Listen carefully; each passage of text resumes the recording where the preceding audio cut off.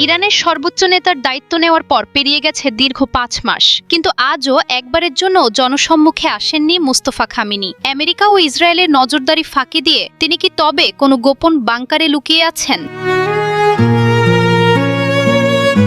গত ৮ মার্চ ইরানের সর্বোচ্চ নেতার পদে আসীন হন মুস্তফা খামেনি, কিন্তু অবাক করা বিষয় হলো দায়িত্ব নেওয়ার পর থেকে দীর্ঘ ৫ মাস পার হয়ে গেলেও তাকে একবারের জন্য জনসম্মুখে দেখা যায়নি। একটি দেশের সর্বোচ্চ ক্ষমতাধর ব্যক্তি মাসের পর মাস এভাবে লোকচক্ষুর আড়ালে থাকার ঘটনা আধুনিক রাজনীতিতে একেবারেই বিরল। পূর্বসূরির মৃত্যুর পর তিনি যখন দায়িত্ব নেন তখন গোটা ইরান ছিল চরম উত্তেজনায়, কিন্তু সেই সংকটময় মুহূর্ত থেকে আজ পর্যন্ত তিনি নিজেকে সম্পূর্ণ আড়ালে রেখেছেন, যা আন্তর্জাতিক মহলে এক বিশাল রহস্যের জন্ম দিয়েছে।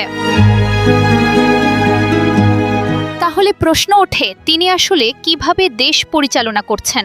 অবিশ্বাস্য হলেও সত্য, এই দীর্ঘ ৫ মাসে মোস্তফা খামেনির কোনো নতুন ছবি, ভিডিও বা এমনকি কোনো অডিও বার্তাও প্রকাশ করা হয়নি। তিনি তার সমস্ত সরকারি কার্যক্রম এবং নির্দেশাবলী কেবল লিখিত বিবৃতির মাধ্যমে দেশবাসীর কাছে পৌঁছে দিচ্ছেন। বিশ্বের অন্যতম শক্তিশালী একটি দেশের সামরিক ও প্রশাসনিক কাঠামো একজন অদৃশ্য নেতার ইশারায় চলছে। তার এই নীরবতা এবং আড়াল থেকে ছায়া সরকার পরিচালনার নীতি তাকে যেন এক রহস্যময় ফ্যান্টম লিডারে বা অদৃশ্য নেতায় পরিণত করেছে।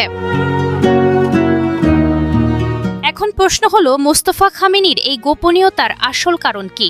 আন্তর্জাতিক নিরাপত্তা বিশ্লেষক ও বিশেষজ্ঞদের মতে নিজের প্রাণ বাঁচাতেই তিনি মূলত এই পথ বেছে নিয়েছেন। যুক্তরাষ্ট্র এবং ইসরায়েলের গোয়েন্দা সংস্থাগুলো সর্বাধুনিক প্রযুক্তি নিয়ে তাকে খুঁজে বের করতে সার্বক্ষণিক কড়া নজরদারি চালাচ্ছে। পূর্বসূরির মতো তিনিও যাতে কোনোভাবেই মার্কিন বা ইসরায়েলি গুপ্তহত্যার শিকার না হন, সেই ভয় থেকেই তিনি স্যাটেলাইটের চোখ ফাঁকি দিয়ে কোনো সুরক্ষিত আন্ডারগ্রাউন্ড বাংকারে অবস্থান করছেন। চরম ঝুঁকি নিয়েই তিনি এই অদৃশ্য লড়াই চালিয়ে যাচ্ছেন।